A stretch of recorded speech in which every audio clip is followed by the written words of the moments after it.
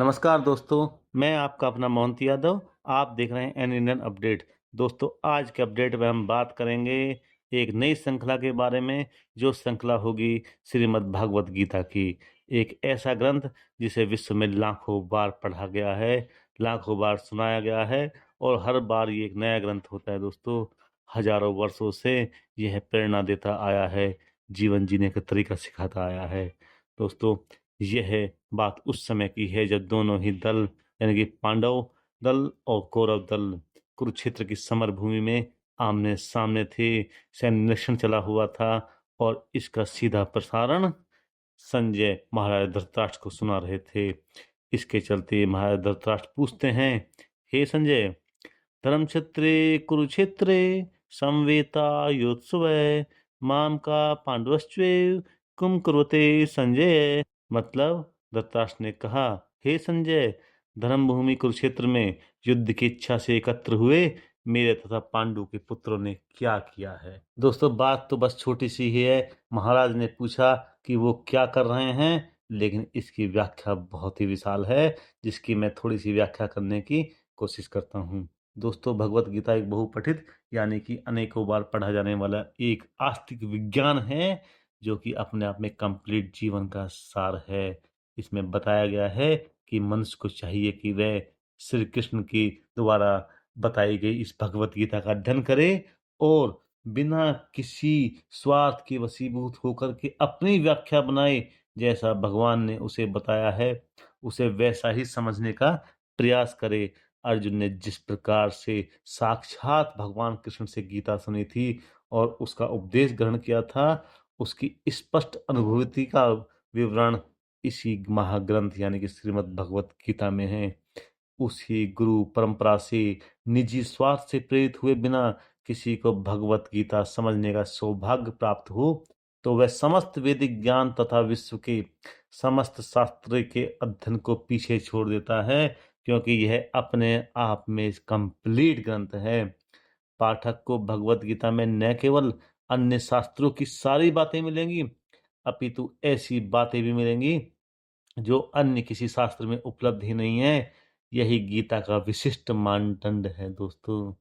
स्वयं भगवान कृष्ण द्वारा साक्षात उच्चरित होने के कारण यानी कि भगवान कृष्ण के द्वारा स्वयं बताए जाने के कारण यह कंप्लीट रूप से एक आस्तिक विज्ञान है।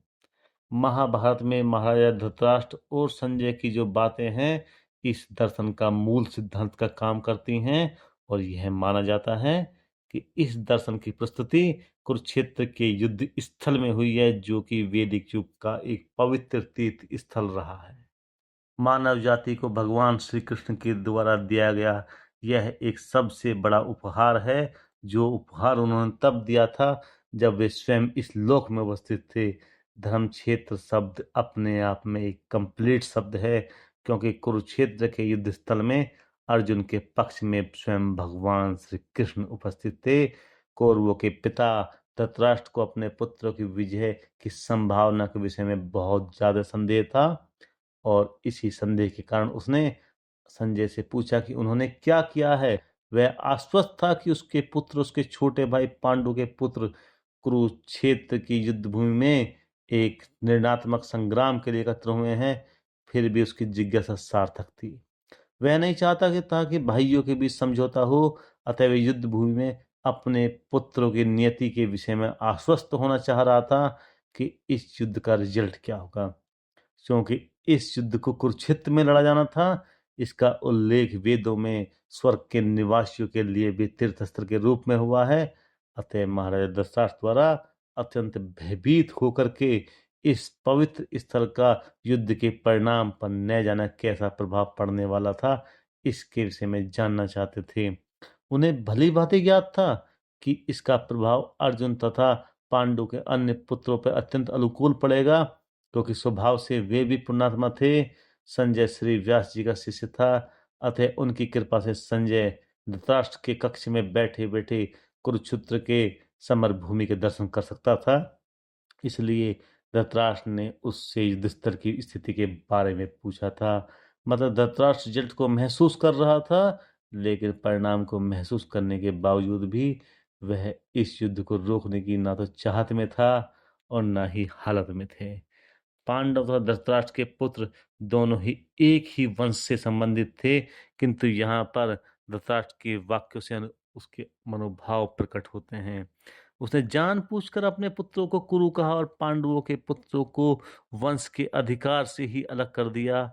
इस तरह पांडु के पुत्रों अर्थात अपने भतीजों के साथ धृतराष्ट्र की विशिष्ट मन स्थिति समझी जा सकती है। जिस प्रकार धान के खेत से अवांछित पौधों को उखाड़ दिया जाता है, उसी प्रकार इस कथा के आरंभ से ही ऐसी आशा की जाती है कि जहां धर्म के पिता श्री कृष्ण उपस्थित हों, वहां कुरुक्षेत्र रूपी खेत में दुर्योधन आदि धृतराष्ट्र के पुत्र रूपी अवांछित पौधों को समूल नष्ट करके युधिष्ठिर आदि नितांत धार्मिक पुरुषों की स्थापना की जाएगी।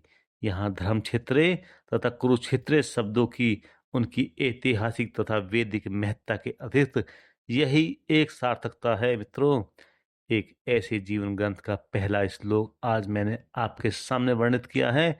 दूसरे श्लोक के लिए मित्रों इस श्रृंखला के साथ जुड़े रहना, और हर रोज मैं एक एक श्लोक को आपके सामने लाऊंगा और पूरी की पूरी श्रीमद् भागवत गीता आपको प्रस्तुत करूंगा।